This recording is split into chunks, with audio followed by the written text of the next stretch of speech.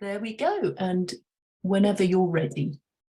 Great. No, thanks, Milarepa. Yeah, and thanks for the invite, everybody. Yeah, and particularly, it's a nice opportunity to talk about Milarepa. Actually, as Dharmachari probably mentioned in the blurb, I think, The Life of Milarepa was one of the first books, Buddhist books, that I read in New Zealand. I can't remember how old I was, maybe 21, 22, something like that, but it certainly left an impression. Actually, that's probably a bit of an understatement. It had an impact. I was talking to Milarepa before. I think I hadn't really thought about it, but I think it's part of being a New Zealander, coming from the deep south of the South Island. You can't go really any further than Invercargill. I'm sure you've all heard of Invercargill. Possibly not, but over here I sometimes say I was born 200 miles south of Mordor, and then people go, ah, right, okay. But anyway, in the south of New Zealand, you've got this wonderful scenery, the Alps, the mountains. I spent a lot of time in the wilderness when I was young, and it was something that was very important to me. And I've only really thought about it recently, that this was one of the things that I connected with the life of Milarepa. This character that's dedicating himself to the Dharma practice alone in the mountains. So as I say, it left an impression. I'm aware that some of you will be familiar with Milarepa, perhaps know quite a bit about him, others not, or perhaps if you haven't, maybe you've come across an image of Milarepa in the past. But actually, I wanted to start with that iconic sort of image of Milarepa sitting high on the Tibetan plateau in Tibet itself. Whenever I think of Milarepa, I can't quite separate him from the landscape that he lived and breathed and moved in. The two seem wedded together. And of course, we know that what we know about Milarepa has come down to us through song and story, songs he sung himself and stories from various people, a blend of sort of historic and semi-mythic and symbolic, if you like, narrative. So I thought we would start in the Indo-Tibetan tradition. They love to visualize as part of a practice. So I thought maybe we could just, and you can close your eyes or not, that's up to you, visualize this image of Milarepa on the Tibetan plateau, sitting high in the Tibetan mountains. So yeah, let's imagine ourselves in the 11th century. Actually, I suspect that the landscape that Milarepa would have looked out over probably hasn't changed terribly much, at least in the more remote parts of Tibet. He would probably have seen what we saw if we were up in those mountains today. So let's just imagine ourselves high above the snow line. And as you're sitting there, standing there, you're looking out into the distance. And you can see row upon row of snow-capped mountain ranges, yeah, receding into the distance. Their peaks brilliant white against the deep blue sky. You can imagine the sky at that altitude. And it's perfectly silent. Not even bird song at that altitude. And as you look down far, far into the distance, perhaps you can see a river, the silver thread of a river, just meandering through steep-sided valleys, where you can just about make out the curls of smoke drifting up from the fires of nomadic yak herders. And way above the snow line, we find ourselves standing or sitting beneath a rocky outcrop. An outcrop that forms the entrance to a small cave. Just outside the entrance to the cave, you see a figure. And at first glance, it seems like a beggar, half naked, only a thin shawl of white cotton cloth covering his body, and what looks like a belt of red fabric slung from shoulder to hip. His hair is long, disheveled. His face is lined and sunburnt from the long exposure to the elements. We don't see much in the way of possessions around him, maybe a pouch of roasted barley flour, sampa as the Tibetans call it, a few handfuls of mountain herbs, maybe a blackened earth baked pot at his side. And he sits cross-legged on a simple rock platform with an open, relaxed posture, his right hand cupping his ear as if listening. And as he listens, he sings a deep melodic rhythm, songs that rise spontaneously. And he sits with a blissful, joyful expression on his face, his gaze directed upwards into the vastness of the blue sky, a space without boundary or center. Afraid of death, I took to the mountains. There, again and again, I meditated on the uncertainty of the hour of my death. Now, having captured the fortress of the deathless, the unending nature of mind, all fear of death is over and done. So this is an image of Milarepa, Tibet's great yogi poet, or at least one of the more representative images. But it's the image that you often see in Tibetan art, and it's an image that finds its place, for those of you that know it, on our own Triratna refuge tree. So I wanted to sort of orientate us around this sort of iconic image of Milarepa in the mountains. And hopefully it'll give something of a more immediate sense of who Milarepa is, and a sense of the particular Buddhist tradition that he represents, hopefully. So Milarepa's appearance in that vision in the 11th century suggests that he's spent many years in meditation, practicing with little concern for comfort. The cotton shawl that he wears indicates actually that he belongs to a non-monastic tradition of yogic practitioners. The red meditation vow, which you can often see in images of Milarepa, suggests that he practices specific meditations associated with the Tantra or the Vajrayana tradition. And he's adept at the manipulation of the energies of body and mind in meditation. His seated posture is slightly different than what you see in the sort of bound lotus posture of a Buddha. It's almost as if his posture is like a knot that's being gently loosened, which indicates the free-flowing energies of the body and mind in a style of practice that is traditionally known as the Mahamudra. His hand is cupped to his ear, and it indicates that he listens to the whispered teachings of the lineage of the gurus to which he belongs, sometimes referred to as the breath of the Dakinis, which he transmits to sentient beings as spontaneous songs of realization and awakening.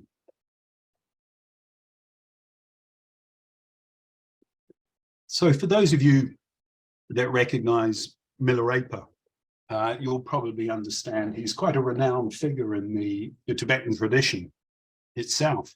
But I think also historically and spiritually, he's become significant for many people outside of Tibet and even in the West.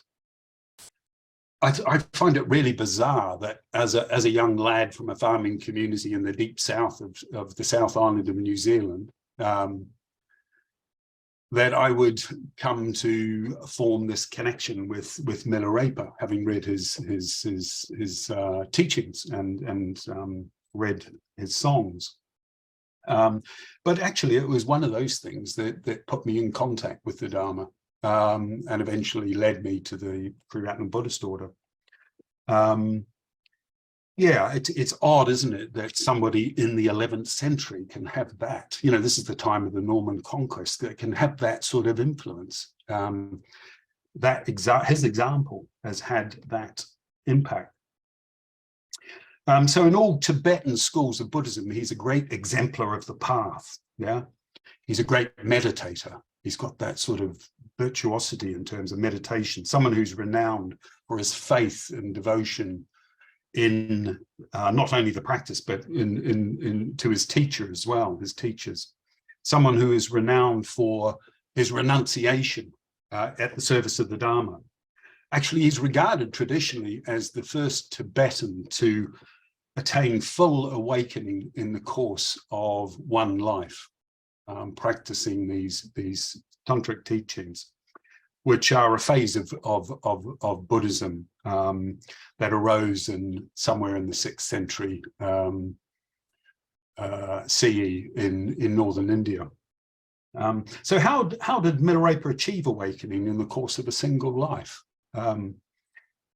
One of the things I really appreciate about the life of Milarepa, the Milarepa as it's called in Tibet, is that you get something very different from the traditional biographies of Buddhist saints. He didn't actually start out completely spiritually sussed.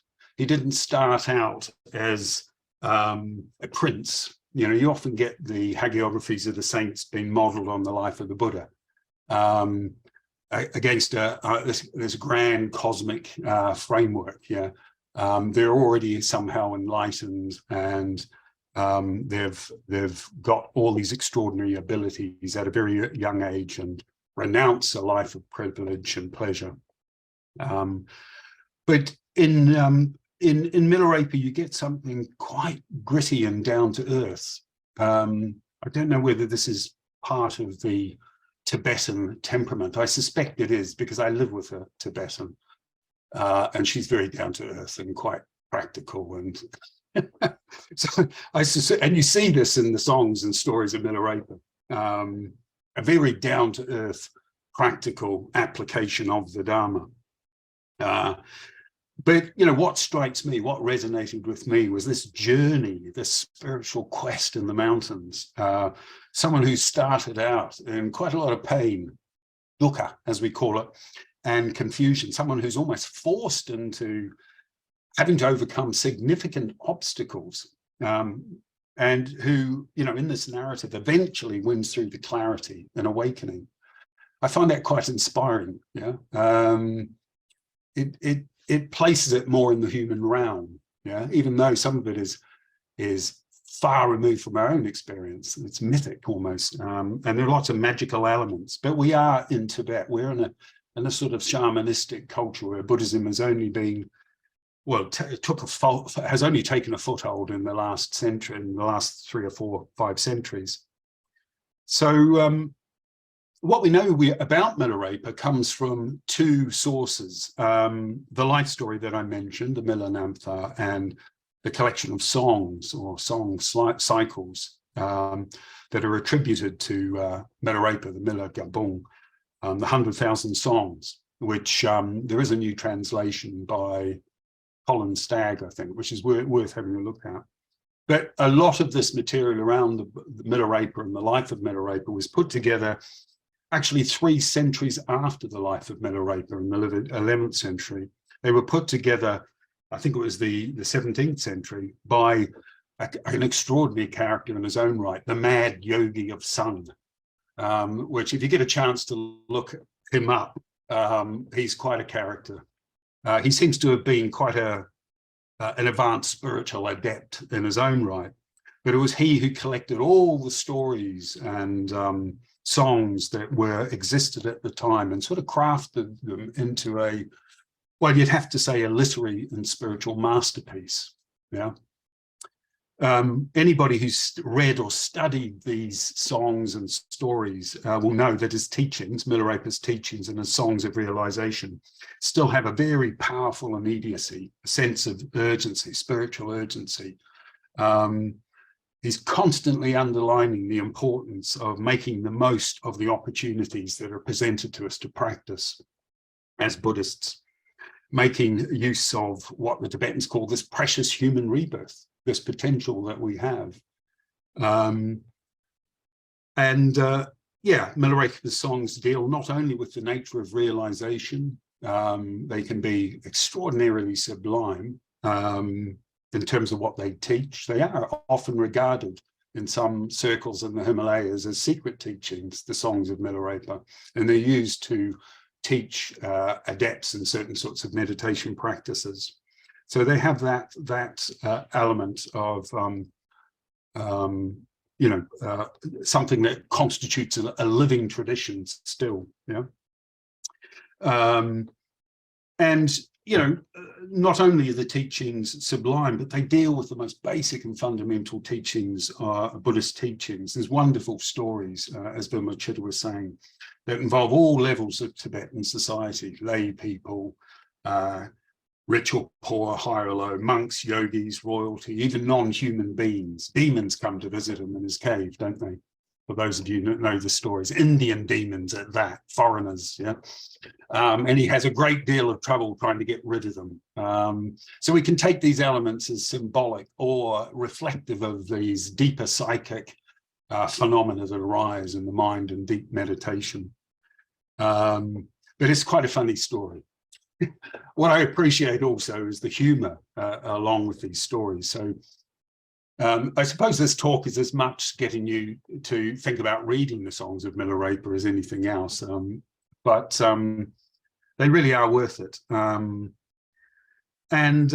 Yeah, and often the teachings that Milarepa lays out are on the nature of impermanence and the inevitability of death, as I recited that verse at the start, and the importance of taking a graded approach to the path. Yeah. If we want the joy and the bliss, as he says, of liberation, we need to work at it. The deathless, unending nature of the mind, as Milarepa calls it. You know? So Milarepa was said to have been born in 1040. We don't know whether that's true or not, but it was close to the Tibetan-Nepalese border in West Tibet. He was born into a well-off family. But his father died when he was quite young, leaving his mother and sister at the mercy of an evil aunt and uncle. They were quite a pair. Well, a lot of the relatives were. They were meant to be guardians to Milarepa, guardians for him until he came of age and was old enough to inherit. But actually, they put Milarepa's mother and sister into a sort of servitude. Yeah, they were servants for them and the relatives, and ended up stealing any inheritance that was left. So that was Milarepa's unfortunate childhood. You know, perhaps not an uncommon story in some circles in feudal Tibet. I don't know.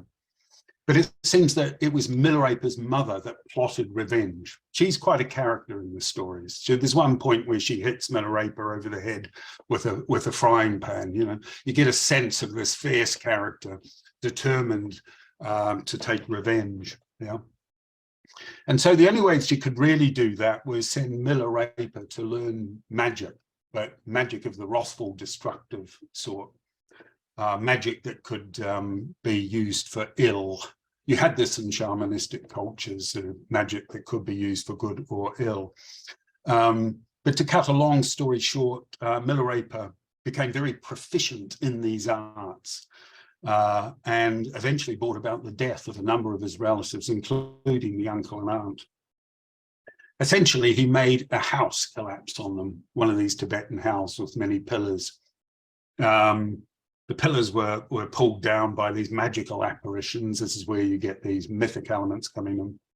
And yeah, and the relatives died. So essentially, Milarepa starts his life story beyond a certain point as a murderer.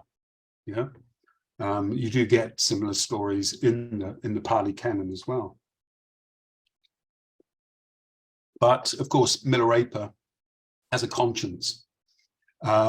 He's suddenly brought up short by the enormity of what he's done. And, you know, nothing can be worse than taking human life, as we all know. It relates back to our own first precept, harming life, taking life. So he's suffering intense remorse. He's horrified at what he's done. And he realizes that not only what he's done is going to bring consequences, but it's going to bring an immense amount, in that tradition, it's an immense amount of negative karma down on him as a relatively young man still. He understands the terrible and inescapable consequences of this.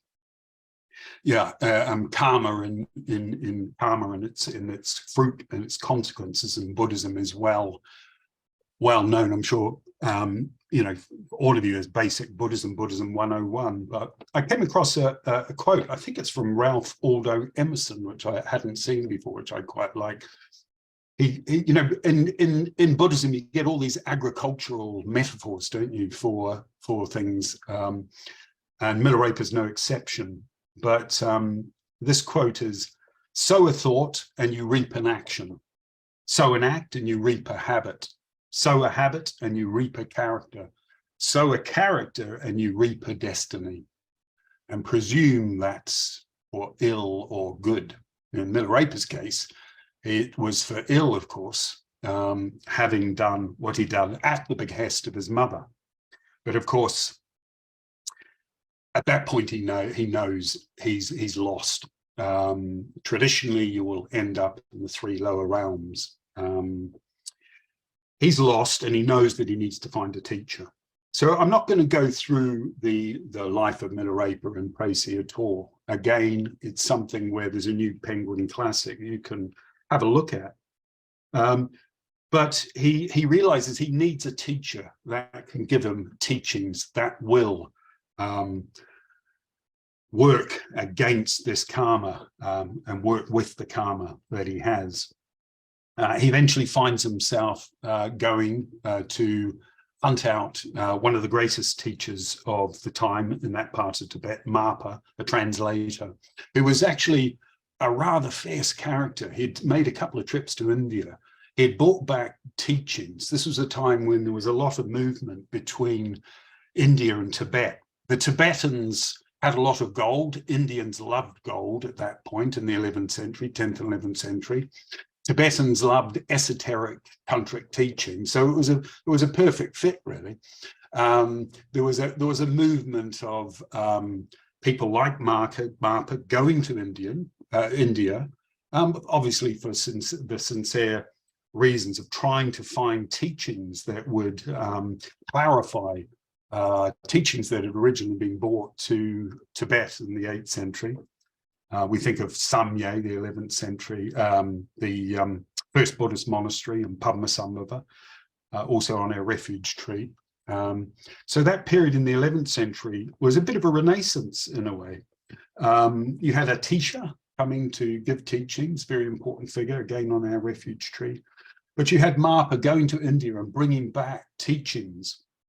And of course, Milarepa being one of the beneficiaries of those teachings. So Milarepa hunted out Marpa. He seems to have had some sort of karmic connection with him.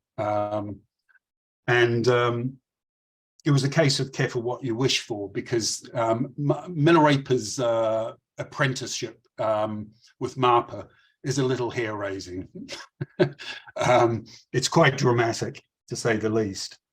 But he takes Milarepa by the scruff of the neck and puts him to service, with himself. In a way, he becomes a bit of a servant, and subjects him to some real ordeals, namely building towers. And every time Milarepa builds a tower, Marpa pulls it down with some excuse.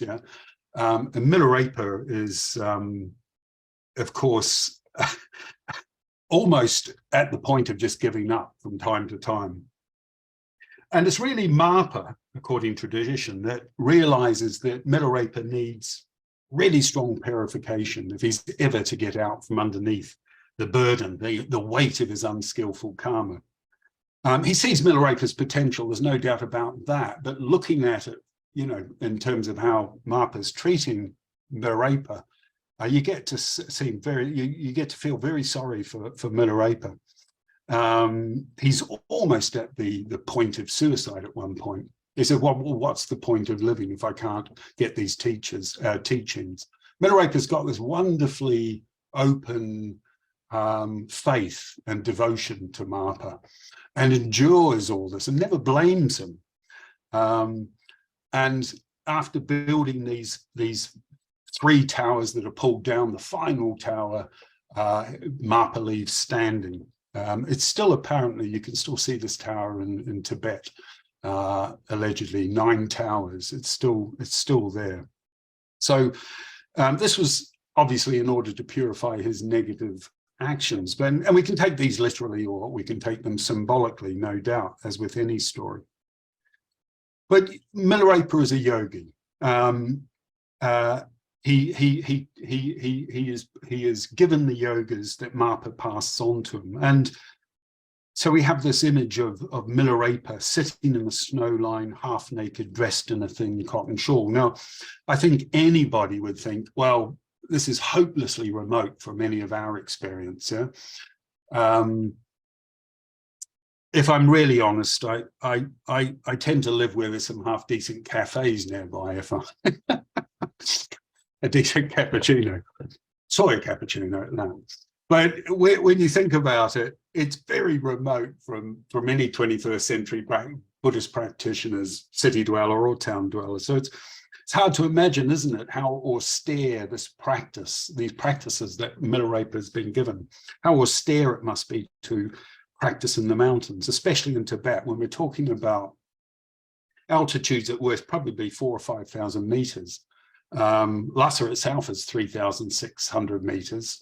I just checked with my partner before, and I think Mount Cook in New Zealand, isn't it, Vijay, is about the same, actually, about 3,700 meters. Yeah. So we're talking high altitudes, especially in winter. You think this is the stuff of myth and fable, isn't it? Myth and legend. But the teachings that Marpa gave Milarepa come from Naropa, the famous Indian Mahasiddha Tantrika. And he was given the teachings known as the 6 yogas of Naropa. We don't really have to go into any detail with this, but one of the most important and foundational of those 6 yogas was the practice of generating what is called inner heat, or tumo, or chandali in Sanskrit. I'm sure some of you have probably heard of these practices, the ability to generate heat. As I said, the Tibetan is quite practical, actually. If you're going to be meditating up in the mountains at that altitude during the winter, you're going to want some source of heat, aren't you? And it involved pranayama, breathing exercises. It involved visualization. It involved channeling of physical energies. Obviously, all of this stuff is probably dangerous without a teacher, I would imagine. So hence the need for a guru that can instruct you in these. It's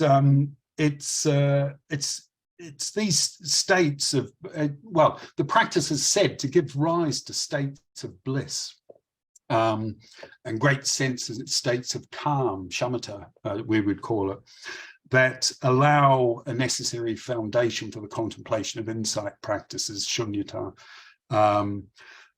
insight practices into the true nature of mind, perhaps in that tradition. Mind or awareness or consciousness said to be non-dual, luminous, ungraspable, blissful, beyond concepts. This is synonymous with awakening in this tradition. So we don't have any reason to believe that Milarepa didn't spend this time in the mountains. Today, even in Tibet, and certainly in neighboring Himalayan countries, Ladakh and Nepal and Bhutan, you do get these yogic and monastic traditions still surviving despite 60 odd years of Tibetan occupation. Actually, a number of Bante's own Tibetan teachers practiced in this way. I think if you've heard of Dilgo Khyentse, he was said to have spent 20 years in solitary practice in caves. He wanted to stay there, but another of Bante's teachers, Jamyang Khyentse, said, no, now's the time to teach, go. And he ended up in Kathmandu, spending the rest of his life teaching the Dharma.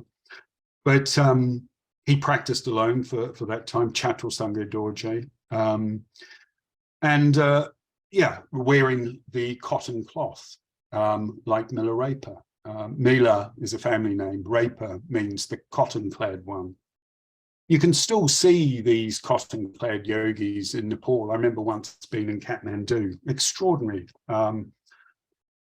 character that I only saw him from a distance, but one of these cotton-clad yogis circumambulating the great stupa at Bodhinath, and probably one of the most impressive people I've seen from a distance, actually. He had a real presence, something just radiating off him, you know, as if he had dropped from another world. Or perhaps he had, I don't know. But it was very, very impressive.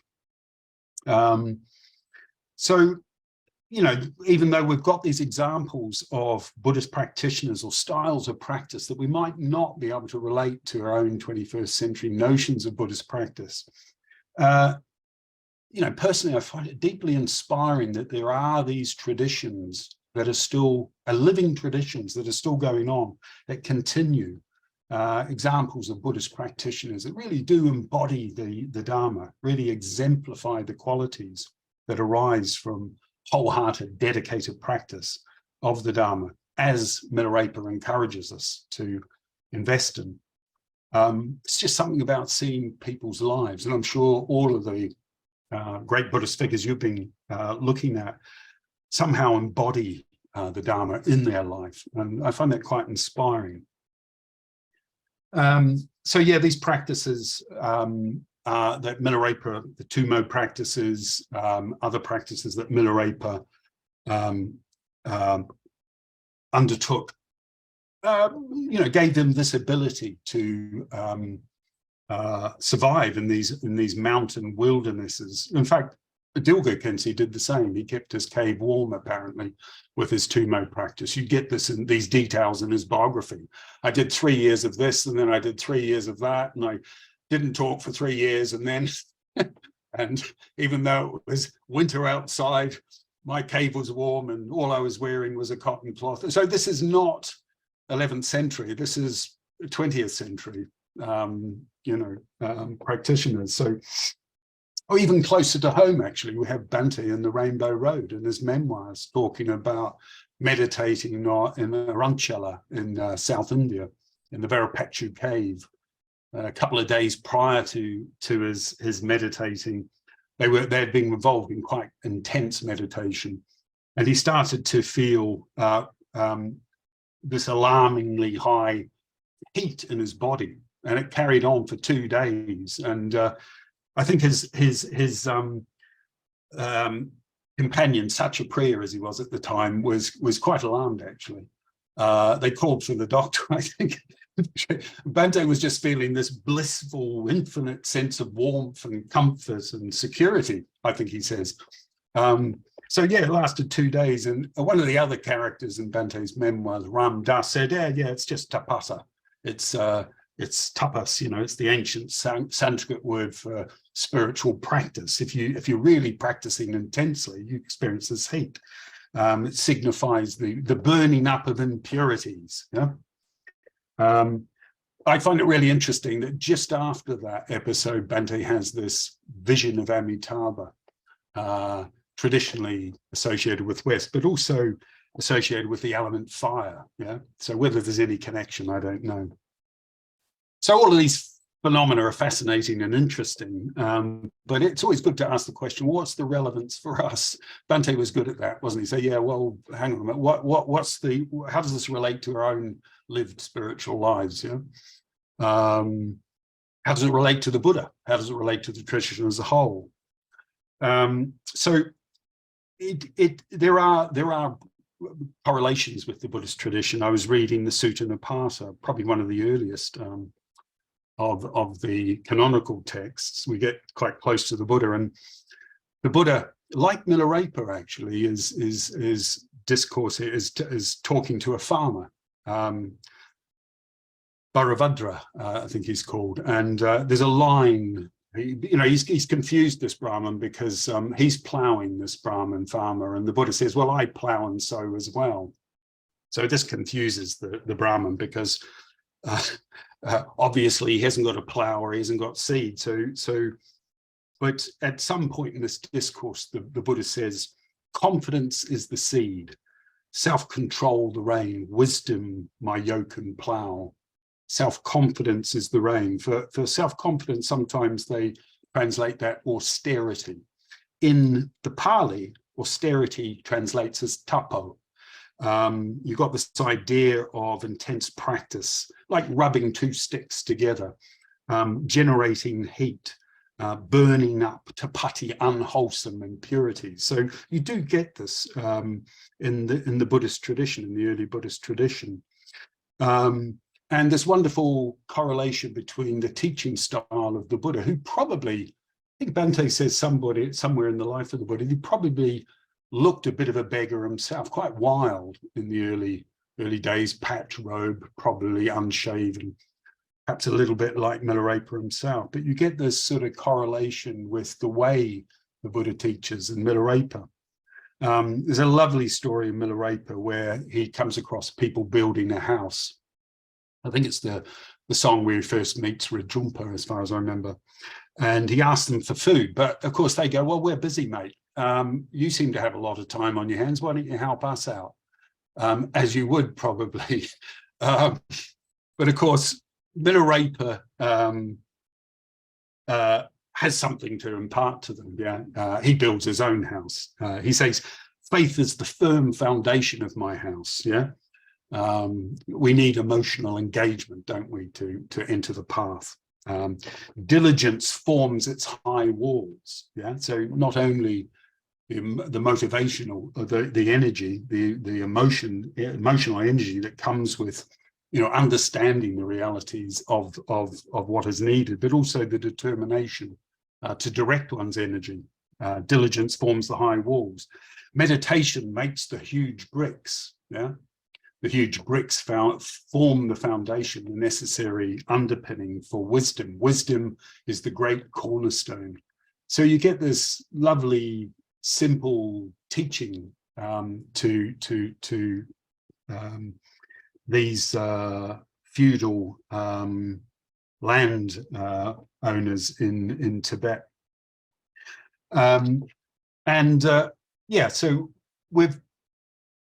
we can see that, a lot of the practice is based on this strong renunciation, this powerful renunciation and diligence and determination that Milarepa has. Yeah, we don't always like talking about renunciation in our culture, do we?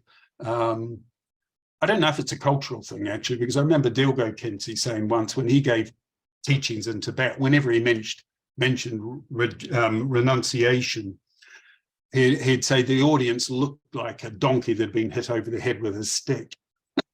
So maybe it's not just the the West, or maybe there's that in their culture as well. But yeah, so we can talk about practice in terms of renunciation. We can talk about it in perhaps, I suppose, negative terms, or we can talk about it in positive terms.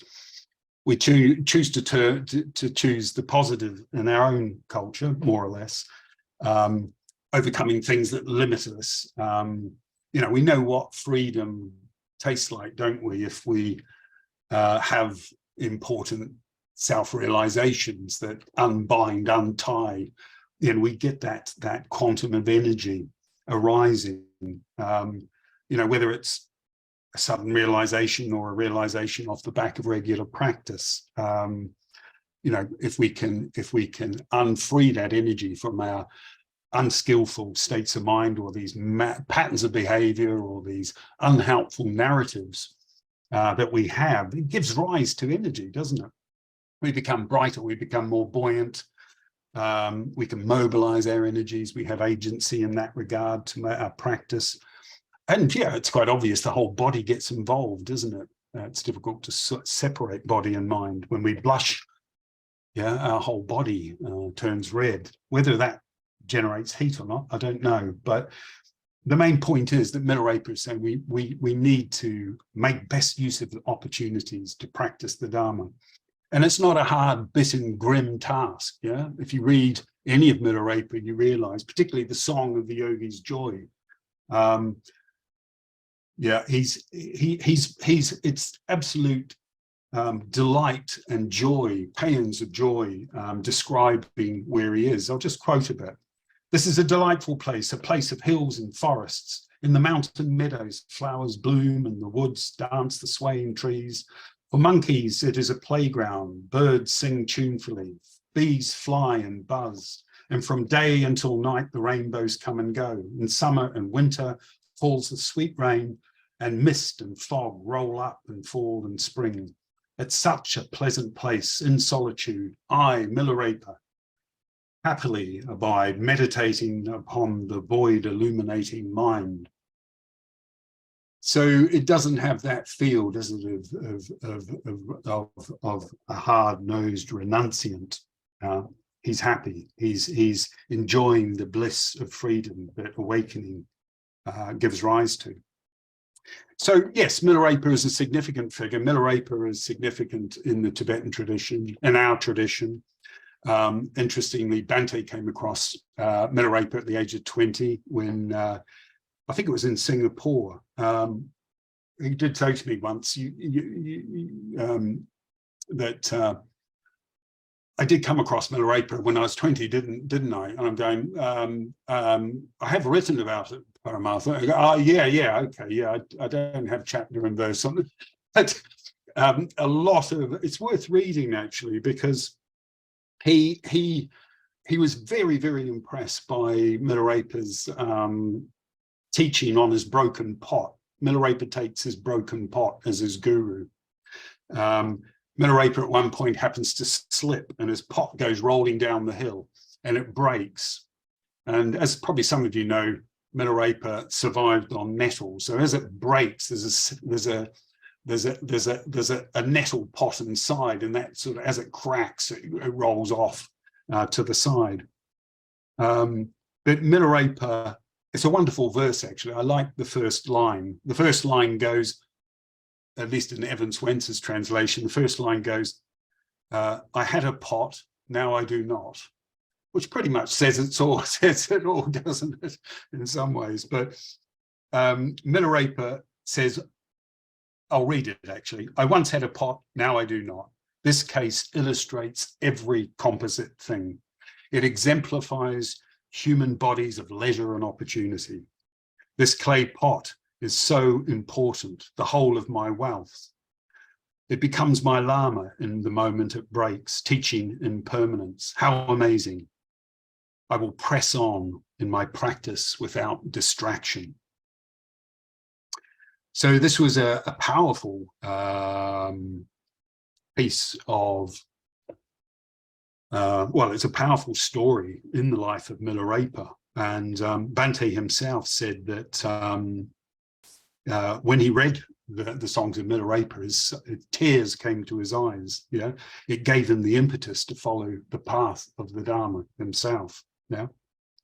So I'll probably just finish off by saying that there's so much that you could talk about with Milarepa. I think one of the most interesting things is his relationships with his disciples, actually. The stories around Milarepa and Rajumpa are extraordinary, funny, poignant, sad. And Milarepa is such a brilliant teacher. He's a very different character from Marpa. He's very subtle, and it seems to be very subtle and gentle in the way he teaches. Just, you know, he's a bodhisattva. He's got this deep compassion. He responds to whoever approaches him. But he had two main disciples, Rajumpa, who was quite an errant character. Milarepa was having to, you know, redirect occasionally, gently, or not so gently sometimes. I think he burnt Rajumpa's books at one point, books that he'd brought back from India. Rajumpa wasn't terribly pleased, but he also had a disciple called Gompopa. And I'll finish with a story about Gompopa because it makes the same point that I've been making, or Milarepa's point about the necessity for dedicating yourself to practice, Buddhist practice wholeheartedly, and keeping that momentum up. Yeah.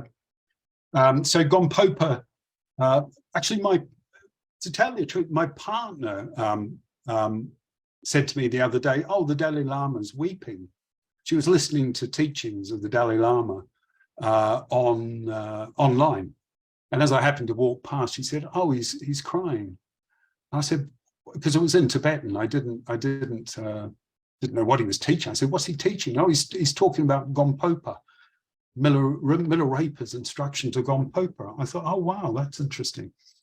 So Milarepa didn't spend much time with Gompopa, but he sent him off after a while to spread the Dharma, essentially, to go into another part of Tibet.